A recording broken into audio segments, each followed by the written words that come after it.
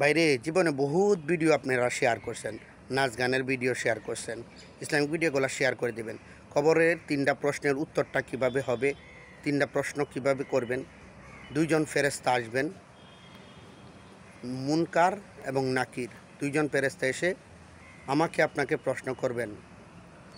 প্রশ্নের মধ্যে সর্বপ্রথম যে প্রশ্নটা করবেন সেটা হচ্ছে মার রব্বুকা, তোমার রব কে? দেখেন ভাই, দুনিয়ার জীবনে যদি আপনি আমি রবের কাজ করে থাকি, অর্থাৎ আল্লাহ তাআলার যে মহান হুকুম সর্বপ্রথম নামাজ যদি আদায় করে থাকি, তাহলে কিন্তু সর্বপ্রথমই আমি অটোমেটিকলি আমার মুখ দিয়ে এসে যাবে রব্বি আল্লাহ। কারণ কি জানেন, আমি দুনিয়ার মধ্যে প্রতি ওয়াক্তে 5 ওয়াক্তের মধ্যে আমি বলতেছি আল্লাহু আকবার, আল্লাহ আপনি সবচেয়ে বড়, আল্লাহর বরত্ব, আল্লাহর গুণকীর্তন আমি প্রকাশ করতেছি। আমার মুখ দিয়ে অটোমেটিকলি কবরের মধ্যে বের হয়ে যাবে রব্বি আল্লাহ, আমার রব হচ্ছেন আল্লাহ তাআলা। দ্বিতীয় যে প্রশ্নটা করবেন সেই প্রশ্নটা হচ্ছে ওয়ামা দীনুকা, তোমার ধর্ম কি, তোমার দিন কি, তোমার ধর্মের নাম কি? দুনিয়ার মধ্যে যদি ভাই আমার পোশাক, আমার চলাফেরা সব কিছু যদি আমার ধর্মের লাইনের হয়, তাহলেই কিন্তু আমার মুখ দিয়ে অটোমেটিকলি বের হবে দিন ইয়াল ইসলাম, আমার ধর্ম হচ্ছে ইসলাম।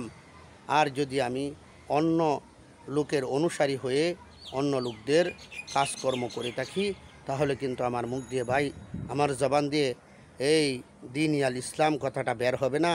অনেক চেষ্টা করব, তারপরেও বের হবে না। এই জন্য ভাই আসুন আমরা ধর্মের লাইনে কাজ করি, দিনের লাইনে থাকি, দিনের লাইন থেকে যেন আমরা সরে না যাই। 3 নাম্বার যে প্রশ্নটা করবেন, 3 নাম্বার প্রশ্নটা হচ্ছে যে ওমান নাবিয়ুকা, তোমার নবীকে? ভাই দুস্থ বুজুর্গ, দুনিয়ার মধ্যে এই রহমাতাল্লিল আলামিনকে যদি না সৃষ্টি করা হতো, আমাদের কাউকেই কিন্তু সৃষ্টি করা হতো না। সুতরাং সেই নবীর আমাদের কবর থেকে মদিনা শরীফের রওজা শরীফের কবরটাকে প্রশস্ত করে দিয়ে দেখানো হবে যে এই মহান ব্যক্তিকে যিনি তোমাদের নিকট এসেছিল।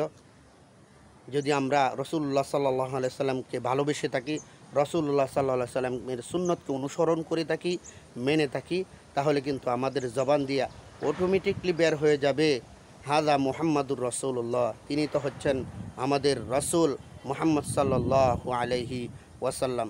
আর যদি রসুল্লাহ সাল্লাহ সাল্লামের কোনো কাজ না করে থাকি, সুন্নত মোতাবেক জিন্দিগি যদি আমি না করে থাকি, তাহলে কিন্তু রসুলকে দেখলেও আমি চিনতে পারবো না। আল্লাহর ইবাদত যদি না করি, তারপর আল্লাহর নামও বলতে পারবো না। ধর্মের লাইনে না চললে ধর্মের লাইনও বলতে পারবো না। 3টা প্রশ্নেই বলবো লা দিরি, আমি জানি না। তখনই কিন্তু আযাব শুরু হয়ে যাবে। ভাই আমাদেরকে আল্লাহ তাআলা কবরের আযাব থেকে হেফাজত করুন, আমিন।